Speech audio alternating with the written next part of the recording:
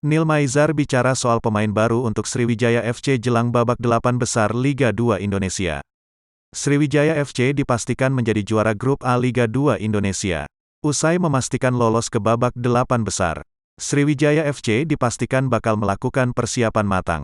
Meski telah dipastikan menjuarai Grup A dan lolos ke babak 8 besar, namun Nil yang mantan pelatih timnas Indonesia sudah barang tentu akan melakukan evaluasi secara umum.